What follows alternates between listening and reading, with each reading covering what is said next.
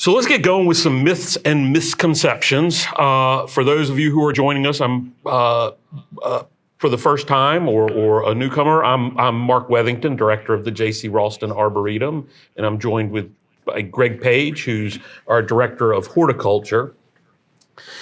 And we're just going to kind of talk about some myths that people have, misconceptions that people have, and I'll start us off with one that blew my mind.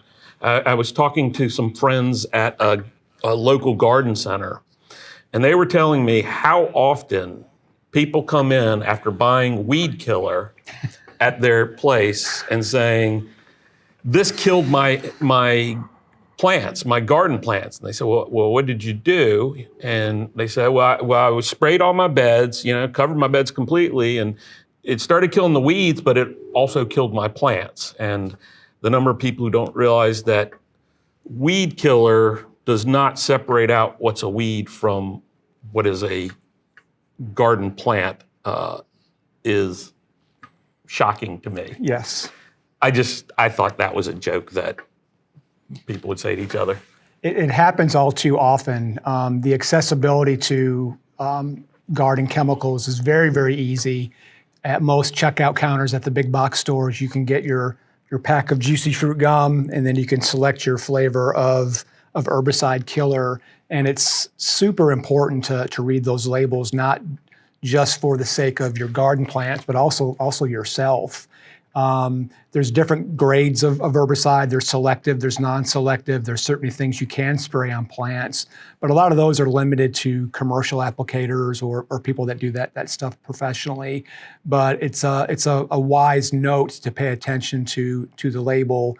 I get that question more often than not, which is to me the same as Mark said. It's hard to believe that people do those things. I watched my neighbor one time with a big jug in one hand and her new baby on her arm spraying in her grass. And I asked her what she was doing, and she said, "I'm spraying the dandelions." And I said, You're killing all your grass." She's like, "No, it just kills the weeds." And the chemicals don't know the difference. They're non-selective. They hit something green, it's absorbed into the plant, taken to the root system, and it can cause some really, really bad damage. Right. I mean, there are some that you can spray on your lawns and try to kill the dandelions, but dandelions provide something for the insects anyway, so I'm okay with them. But yeah, I wouldn't spray anything bringing around my kid. If it kills something, even if it's fairly safe, yeah. So that's an easy one. And we could probably do a whole talk on things you should know about herbicides that people don't know. There's certainly things that I've killed, or damaged spraying on a hot day and having it volatilize and go up in the air. Or I used a product we were clearing out a lot of area and we're cutting things down, and this would prevent them from resprouting for woody plants. And we used too much because we were cutting down so much, and my staff got a little happy with the spray, and it translocated through the roots, and magnolias I found were especially very sensitive. And actually that happened with us here once, and we actually lost quite a few magnolias. One we talk about a lot is, and we mention a lot, so we won't go too deep into it because you can probably see it, but clay, our red clay that everybody moans and groans about, is amazing rich soil. People talk about how bad the clay is, how bad it is here, and and I always tell people, with a little bit of organic matter additions, you've got something great to plant in. It's another thing to get educated about before you dive into gardening, and it happens a lot to people that move here and aren't familiar with the soil types. Certainly not planting things in straight clay where the clay is going to hold more moisture and you run into problems. I've had people tell me that, add a little bit of sand to the soil. And if you think about what bricks are made out of, clay, sand, a little bit of water, you're just making it worse by doing that. And herein lies another whole topic of discussion. Adding organic matter is such an easy thing to do to get really quick results, and learning to work with what you have. And unfortunately, we do have clay here, but with the right planting techniques and even choosing the right plants for situations, it's something that you can definitely work with. There's other things to worry about in your garden, not to get too hung up on dealing with clay. It's what's for dinner down here. It's what we have to deal with, unfortunately. Yeah, and if you do deal with it, it makes for a really rich soil, makes for a soil that, if you deal with it, it doesn't hold too much water, but it also doesn't dry out too quickly. Right. And that's really helpful. You were talking about something earlier about, you mentioned it now, organic matter. Yes. And this is a big one right now. Nothing drives me crazier than particularly neighbors that are very close and they start their backpack blowers at 7:30 in the morning. And somebody that I used to work with said running a backpack blower is like eating peanuts. You don't know when to stop. You just keep going and going and going.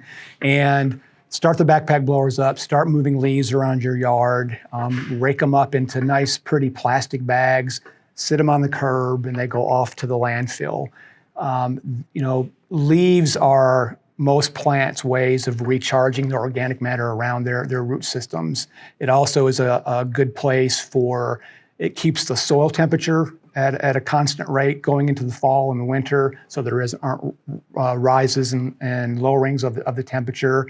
There's also a whole wealth of flora and fauna that will live in that organic matter.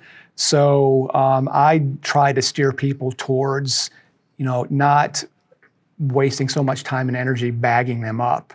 I'm one of the last people in my neighborhood to rake them up, and I know it drives people crazy, but I want everything to fall off the trees. And what I tell people to do, if they're on your turf grass, it's good to grind them up, break those leaves down into smaller bits, because that turns those leaves into more attainable organic matter for the plants, for the soil, the microbes that feed on those things. And even the turf grass needs that. So if you grind them up, that's actually beneficial to your grass. If you don't want to do that, if you're adamant about bagging them up, you can bag them up, but take those leaf clippings, either raking them and bagging them or using a bagger and a mower, which helps grind them up and break them down, as I mentioned, and add those to your planting beds. It helps recharge that organic matter. It's still a good thing to do. Also, if you have a tiny postage stamp yard, raking is really good exercise. Instead of backpack blowing, backpack blowers are 2-cycle motors. They send a lot of emissions into the air. Get out the old-fashioned rake and get yourself some exercise. But bagging is not a good thing. It's also kind of a good rule of thumb if you have the aesthetic allowance to let that stuff kind of naturally break down in the bed, because it benefits the plants, it benefits the insects that overwinter there. It's kind of a win-win for that circle of life aspect of gardening. I'm also one of those people that will go around my neighborhood and take my neighbor's bags and take them home and use those leaves to help build up my garden soil, and even use them for mulch, or plop them back into my grass and run them over with the mower to kind of break them down a little bit. But one of the research scientists that I used to work with used to tell us, you're taking away nutrients, free fertilizer from trees and shrubs. Recharge that stuff back into the beds, and there's better alternatives to lawn, as we've alluded to with some of the classes that we have coming up here. Yeah, that's some volunteers here who are good friends. I have a nice woodland garden, and now in my woodland garden, I let the leaves fall. Every once in a while, maybe I'll rake or blow leaves from my paths into the beds. They are a little more type A than me, and so they actually rake all their leaves out into their paths, run them over with the mower, and then take those ground up leaves and remulch the woodland beds with them. Yep. And that gives you a little bit of a cleaner look. But we mulch with leaves out here at the Arboretum. My wife is one of the people who doesn't have that aesthetic threshold that will allow full leaves in the beds. She has been brainwashed her whole life, starting with her parents when she was young and would have to rake leaves when she was in As trouble. most of us have been, Yes. in her defense. Exactly. That, having those leaves is wrong. But if I rake them up and I run them over with the mower and put them back in the beds, no complaints. They look great. Yeah. And I'll actually take them and rake them out in my street and right off my curb and run over them because I don't want to lose any of the good stuff there. So I can really get it all scooped back up rather than losing it in the lawn. And, nobody's going out with fertilizers out in the woods where the trees are growing. It is strictly what's falling and breaking down right there. It's all self-inflicted. Yeah. Good. Any other ones? We can also take questions about things that people have heard and think are wrong. But one that I love to talk about is hardiness zones. Yeah. People have such a serious misconception about what a hardiness zone is. The hardiness zones, USDA, zone 6, zone 7, zone 8, we say we're zone 7B.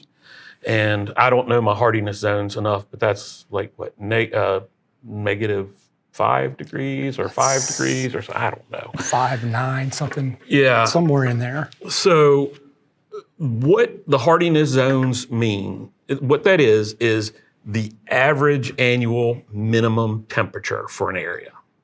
So over a long period, I think they use maybe 40 years, what is the average low it gets every winter? Average annual minimum. So the coldest night of the year on average over those 40 years. That's your hardiness zone. And so that's a great, it's a great way to kind of see what plants might grow in your area. But people look at it and say, ooh, that's a zone 8 plant. I'm in zone 7B. I can't grow that plant.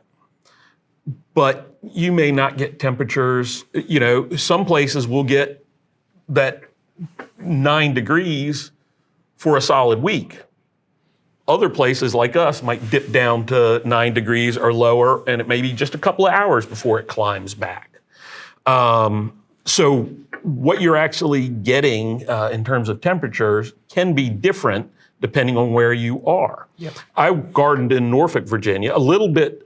It's zone 8. So when people hear that, they say, oh, it's warmer. Well, it's coastal Virginia. It is actually a little bit not quite as hot during the summers and not quite as cold during the winters.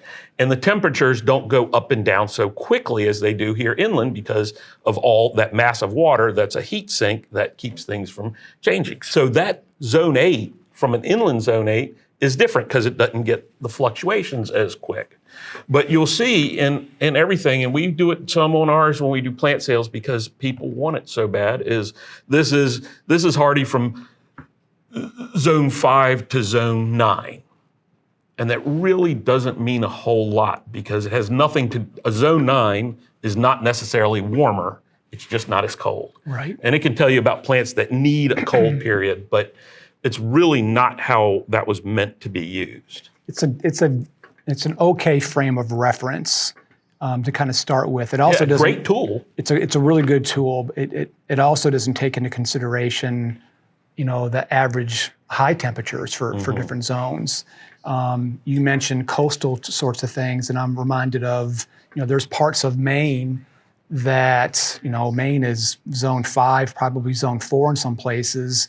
But on some of the coastal areas, I call it the banana coast because they can grow tropical plants because it's a zone 6 or 5, but it stays within that realm and it doesn't dip real deep in either direction. And you can get away with some things like that. Gardens that we visited in England, it's the same kind of thing. a zone 7 in England isn't the same as a zone 7 here. Right. So it's a good guideline to kind of give you a frame of reference, but there's always more homework to do with gardening to find those inner details to give you a happy, healthy garden for whatever you're trying to do from a plant perspective. Yeah, and I hate that it limits people some. I get that zone 8 plant, it may be harder than it's given credit for. We're getting better information, and we are lucky with hardiness zones because the hardiness zones work their best for the East Coast and down through the South, and they get in the Midwest pretty well. But you get to the West Coast, the USDA hardiness zones don't work. You get into other parts of the world, they don't work very well because it doesn't take into account highs. It doesn't take into account rainfall patterns. It doesn't, there's all these other pieces. And there are plenty of things that people will say don't survive a winter in the UK. Right. They're not hardy. They're not cold hardy. Right. Well, it's because they don't have enough heat for them to harden off, as they say, get that good wood in there for woody plants especially, Right. that we can get here. And even though they get colder than us, we're in those same areas. Or stay warmer than us, they're more cold hardy here. Right. And I always say, I love, there's an old, you see in older British books, and the Hillier's Manual, one of those great old books, there used to be a whole section called wall plants. Yes. Which was a lot of South American things that were not hardy. They needed more heat. They weren't very cold tolerant, but you grow them on a wall where they get that reflected heat. They get some more protection during the winter. And that was something people understood what that kind of meant there. And they're moving away from them. Now they have UK hardiness zones and things like that. But I always loved that idea of wall plants because it meant something that wasn't really hardy. But if you wanted to work with it, you could grow it. It's taking advantage of the concept of microclimates. If you've got a little courtyard in your garden that has a southern facing slope and there's walls in there that kind of trap the heat, and it can almost extend that part of your garden into another zone, and you can push the envelope on some things, tropical or otherwise. The whole concept of espalier kind of got started with that. Growing things that are less likely to be hardy up against the wall. Things that flower early, fruiting trees that flower early. If the flowers get blasted, right, and these walled kitchen gardens in England, and if they got blasted, you couldn't go down to Food Lion and pick the apples. You pick up a basket of apples that were grown in Guatemala, you were out of luck. There's no apples or peaches. Yeah, so that's something we've talked about here too. Is just trying things and taking advantage of spots like that. You don't know until you try if something's going to live or not. And there's 100 examples of that right outside the door here. Yeah. One of the plants I'm currently obsessed with is Bomaria, which is a vining alstroemeria, Peruvian lily, if you know that plant. A gorgeous thing. Has no business growing here. It grows through the central and northern South America, and we've had one that's been in the ground for 12 years. So I keep buying them, and right now I've got 4 different species at my house. Now, 3 of them have not been through a real cold winter, but they've been coming back for a couple of years now. Now that you said that, I'm looking for a cold winter. We got to kill some stuff here. We haven't been able to test some things. That's one way to make some room. Yeah. So you have any? Somebody had a question. How about speaking to pruning of perennials and the things you shouldn't do, like not chopping them down to the ground, et cetera? That's another thing that, for whatever reason, it's kind of a new concept, or there's a lot more people talking about it, and it ties back into what I mentioned about leaving your leaves in your landscape, providing place for nesting insects, place for insects to put their eggs and things like that for their next generation. And there are a lot of insects that rely on the stalks of perennials and the desiccated flowers of plants for their reproduction, either with them overwintering themselves or them depositing eggs that will be in turn hatch into the growing season. It's not an area of expertise to me, but it makes absolute sense to me. And there's also, that's an important factor. There's a lot of ornamental interest in a lot of things with those parts and pieces of plants in the landscape. Doug Ruin, who worked here and I worked with, told me early on that brown is a color, and encouraging that in your gardens also. But I don't know if there's any recent books that are out about cutting things back. I know there's a lot of people that are using that as a topic, and I think it's a good thing to kind of practice and preach to people, if nothing else from an aesthetical standpoint, but encouraging insects to overwinter, and even things, mice and rabbits and other animals that need that sort of cover, for housing and warmth and all that kind of stuff, and a whole host of, getting out of my realm of expertise, birds that rely on that through the fall and into the winter and the spring.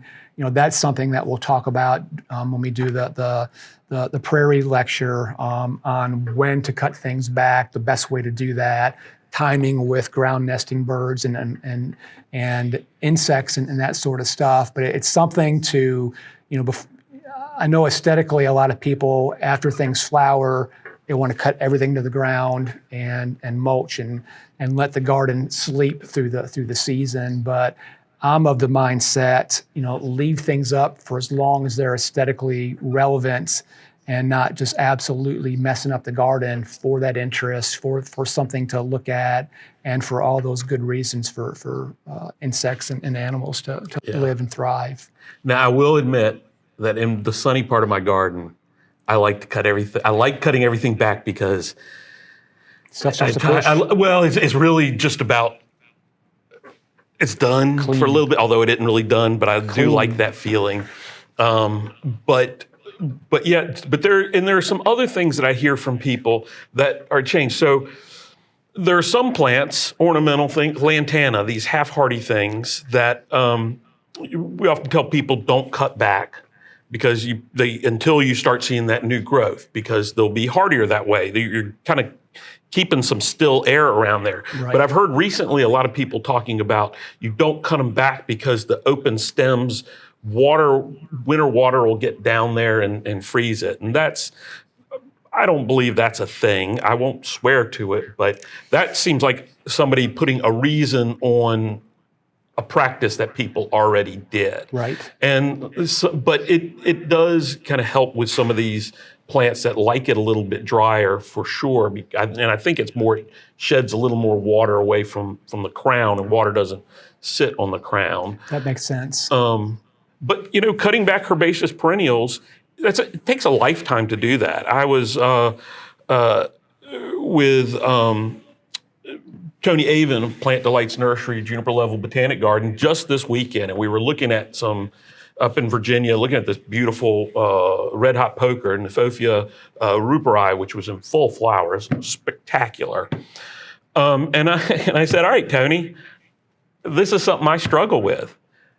When do I cut back my Kniphofia? I've been growing a lot of hybrid Kniphofias, not ruperi, but ones that they're never completely dormant. They flower a lot during the summer. You get a big kind of show, but then they keep going. And I said, I don't know when to actually cut it back because it will start getting ratty, and I'm not going in and cutting leaves out. That just is crazy. And he said, after you get that first big flush of flowers, cut it back. And, I learned from Doug, the evergreen daylilies. Yeah. Immediately after flowering, you cut those back. Yep. So some of it is about watching the plant. Some of it is about asking other people. I've been doing this professionally for, 3 decades now, and I just asked Tony how to deal with the red hot poker best. So there are some kind of broad strokes, but Right. then there are individual things. If you're interested in them and you feel like it doesn't always look good, like you want it to, sometimes that's part of living with it. Sometimes it's about part of reassessing what is beautiful. And in Europe, they've been doing, Germany especially, parks where they let it go, and it's kind of the meadow concept. And I've looked at some pictures and thought, that wouldn't fly in the U.S. They would say it's noxious vegetation. And it's really about changing what is beautiful and how you look at things. And that can be done, but it takes some time. Yeah, there's no hard and fast rule for everything. There's a lot of exceptions and edited things and things you learn. You know, some things, if you cut them back, even this time of the year, with our crazy North Carolina winters, things will push and start to come up, and that new growth can get hit fairly hard. When I first started working in North Carolina, we were told you had to mound up your lantana every year. You know, they're perfectly hardy, but it's a constant learning experience of figuring that stuff out and having a threshold of aesthetic tolerance for, you know, finding the beauty in some of those desiccated, dying things, and thinking about what else is living and existing in those parts of your garden as well. Yeah. Okay. Other questions on there? We'll answer some about some of these.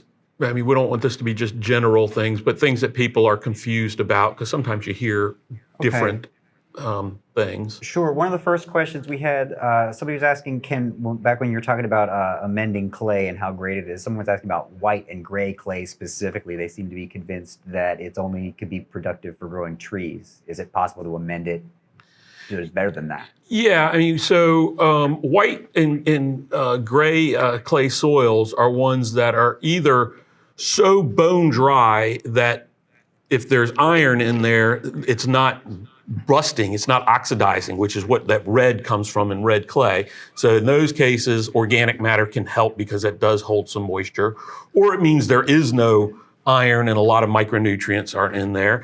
The thing, you know, we said we should get shirts with it, get a soil test. I haven't dealt with those types of soils very much, but I know there are areas in North Carolina, which is why we have a big pottery, you know, ceramics industry around, you know, the Seagrove area and other places, because that stuff is great for baking and making, you know, permanent, you know, clay and you know, hard pots and things like that. So, but no matter what, if you add enough organic matter, you can make a soil really quite productive. And as for only being able to grow trees in it, if you go out to those areas with that white clay, you'll see other plants growing there underneath the trees and things. Now, it may not be the things you want in your garden, but you could find other plants that do grow in those spots. But I don't want to speak too deeply on it. I don't know if you have experience with it, but I don't really. You know, and sometimes people refer to the gray clay as what I've heard it called bull tallow. And that's something that's in a deeper substrate than anything that we're going to be planting in, unless you're living in an area where they've taken everything away past topsoil, past that layer of clay, past, you know, down to the subsoil, and you're dealing with that sort of stuff. There's not much of anything that can grow in that, and there's not enough organic matter in the world to turn that into something productive. But you know, the standard garden clay that we deal with, I mean, people have been farming in it for centuries and growing all kinds of things in it, and it drains well. But, you know, the best way to make it hospitable in your garden is add organic matter. And, you know, it seems like every time we talk about stuff, we're talking about getting soil tests. That's a very, very important thing to do. And if you do have something that is that awful, that's been scraped off, go up. Just don't go down. Yeah. Build soil up by bringing in soil, and you can make things quite productive that way. Yep. Okay, we have a question here that wanders into the realm of myths and misconceptions. Can you address the often stated belief that all native plants do better in our gardens than all exotics? I was hoping to dodge that. Yeah, that's a whole topic in itself. It's a whole topic in itself, and there's nothing in the 30 years that I've talked to people, given lectures, gone to lectures, nothing gets people more emotional than that concept. And I'm only 2 weeks into being here. I don't want to make any enemies yet, but that is a huge misconception that just because something's native, it's going to do better in landscapes. It's just simply not the case, and there's a lot of science behind that. And going back to what I just mentioned about, what is soil around your house, there's nothing native about anything that's left outside of a development after they've come in and built your home. There are a lot of really good native trees and shrubs and herbaceous plants. And something that I learned from him many, many years ago is life is too short to restrict yourself to one genre of stuff to grow. Diversity in all matters of life is the most important thing to do. So really mix up what you use in your landscape, and adding natives is important, but there's a lot of really, really good plants that aren't particularly native. The other side of the native plant kind of misconception is red maple is native across the board. It's one of the most widespread trees from Maine all the way down into Florida. But if you get a seedling of a red maple in Maine and try to grow it in Florida, there's going to be some adaptability challenges. So that's another misconception. I try to steer people away from that one fix of just grow natives, and if that's your thing, there are a lot of great gardens that just highlight those sorts of things. But being diverse in the plant material that you use is important, and there's not much sand in the fact that just because something is a native plant, it's going to perform better in a landscape. There's also the concept of native trees providing homes for insects and birds and things like that. And, absolutely there are some insects that need a certain genus of a plant to feed on and reproduce, but, non-natives support and supply those sorts of things also.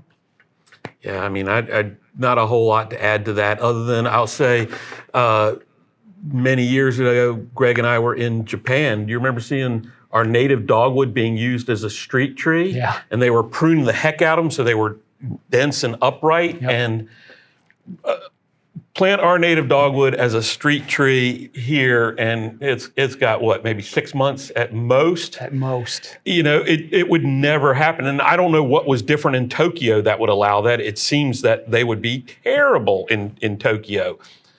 But they're everywhere. They were everywhere.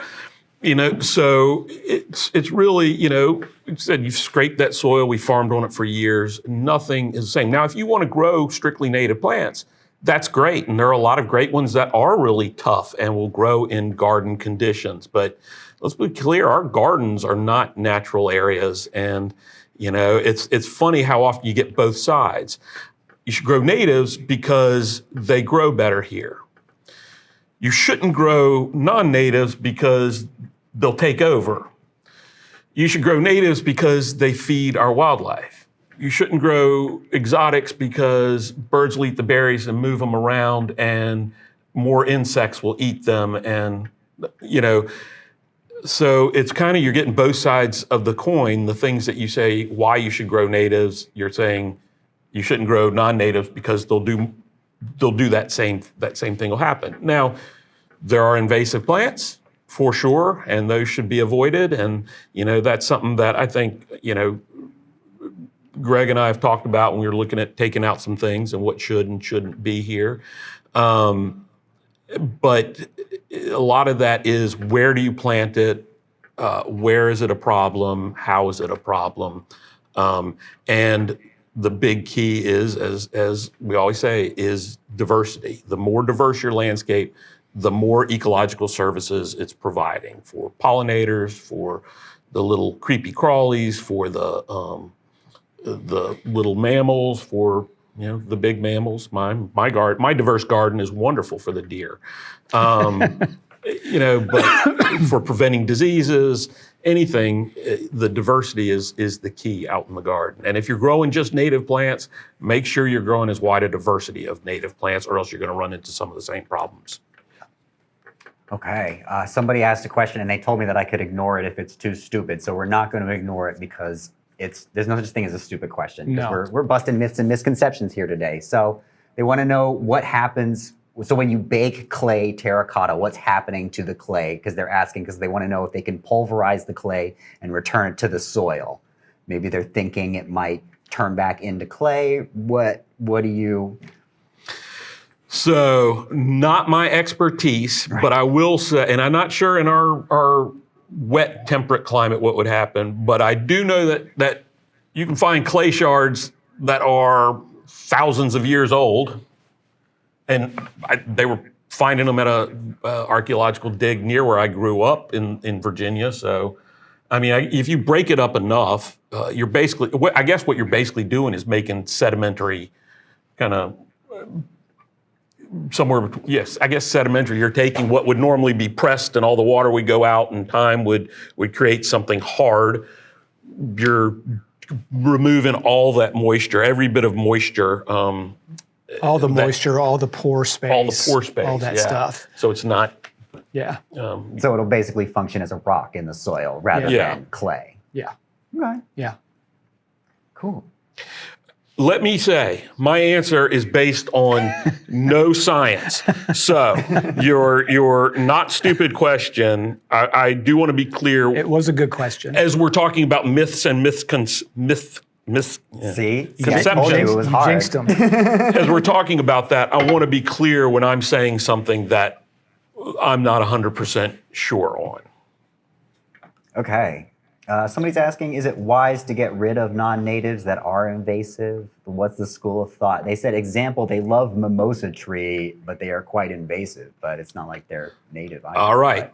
Now you're going to get people who disagree with me on this. Mimosa trees grow on the sides of roads. They do not invade natural functioning ecosystems.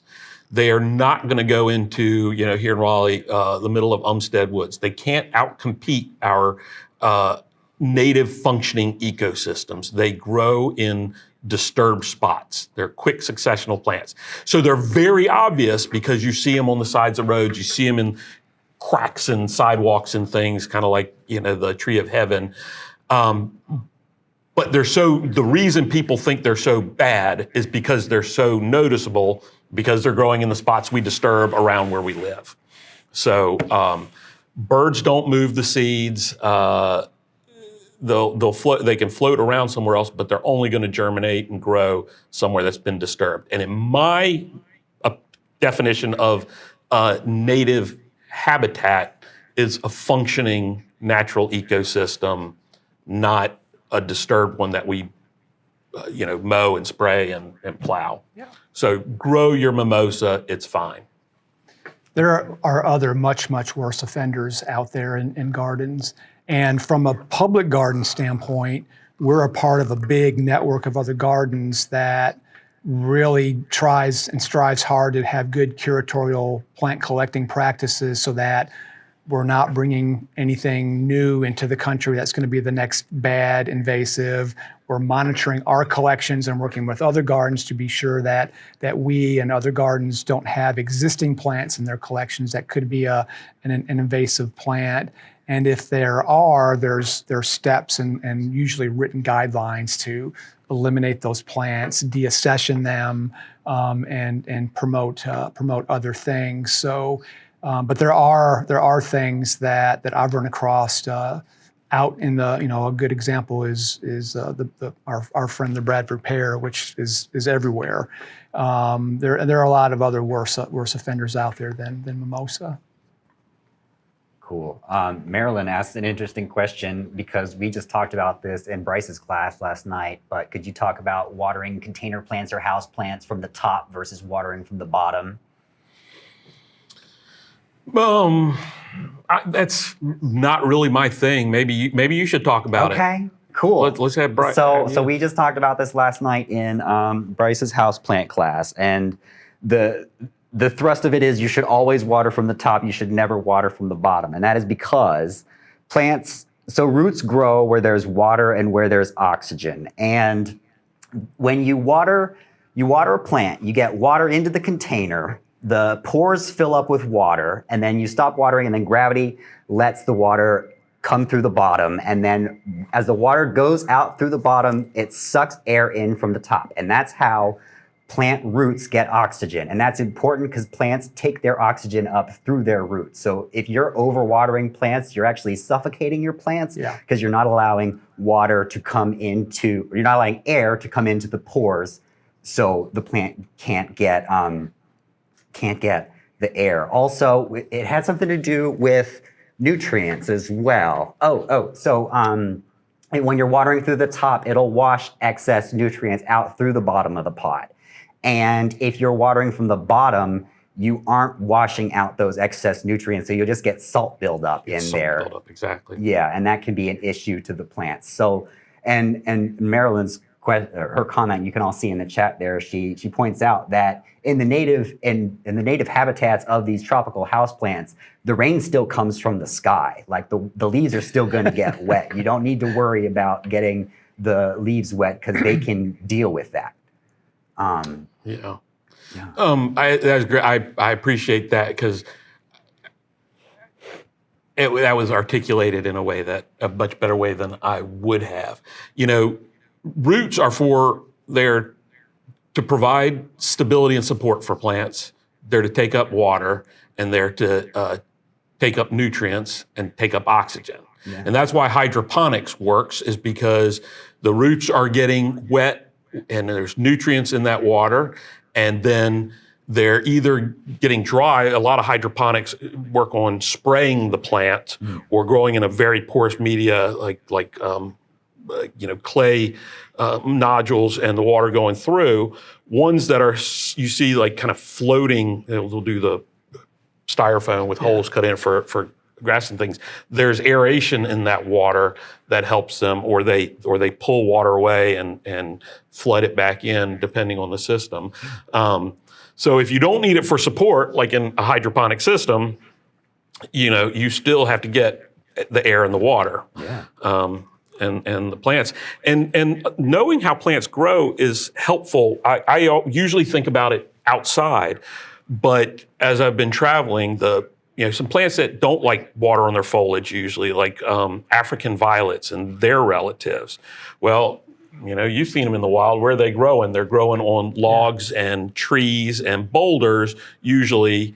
Even where it's wet, they're growing on the side. So the water is really coming down behind the leaves when it's coming down. Now they get wet, and out in the wild, we don't mind if there's some spots on the leaves from them being wet.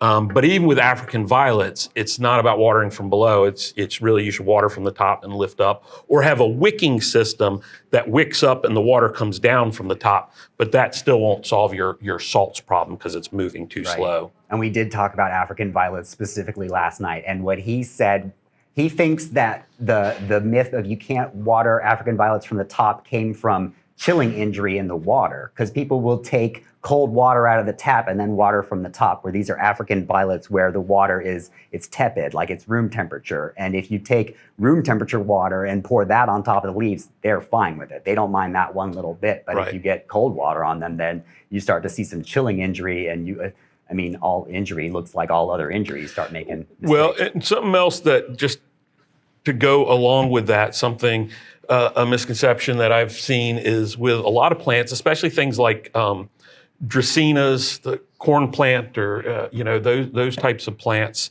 You'll see, but other tropicals, you'll see browning on the tips and going from the edges going out to the tips of the leaves. And people say, I've got a disease. What do I need what chemical do I need to get rid of this disease on my plant? Which, oh God, don't spray your house plants in your house. But a lot of times, especially now where most people live, we have fluorinated water, sometimes fluorinated and slightly chlorinated water. And so if you do what you just said and take your water right out of your spigot and pour it on there, you're getting fluorine in there. And that's those tip death, that's a lot of times fluoride damage. So you can, if you're growing houseplants, get your container full of water, don't seal it up, let it sit, and it doesn't take long. Overnight is generally enough, unless you're getting super fluorinated water. but a day or two where you have it, and then you use that. The fluorine is dispersed as gas, and you'll get rid of a lot of that those brown tips on your plants, because people either think they're diseased or that they're drying out, and so then they water them too much, and it just they kill them that way. Okay. Well, I think that's all the questions we have pertaining to myths and misconceptions, and we're running a little long here. Okay, well, perfect. The last misconception I will mention is the idea that you have to have a lawn in front of your house, and I really encourage you to look at our winter symposium, the third Saturday in February, to get some ideas for how to reduce the most boring type of garden there is, which is turf, because there are things we can do to make it more habitable for other, or useful for other critters, and reduce it and do some interesting things for those areas that we don't actually use. And they're not sustainable. Turf grass is not a sustainable entity. Right. So there you go. Thank you very much. It's been fun talking with y'all. Been fun talking with Blake and Greg. And I hope my little bit about the houseplant, the things I learned in the houseplants class, got you excited about Bryce's classes, because we're going to be having Bryce here next week for Garden Conversations, and he will get you even more excited about his classes. As you can see, there's a lot to learn from that man. Yeah, and those are regular viewers who haven't taken one of Bryce's classes. You've heard his name often because he's fantastic.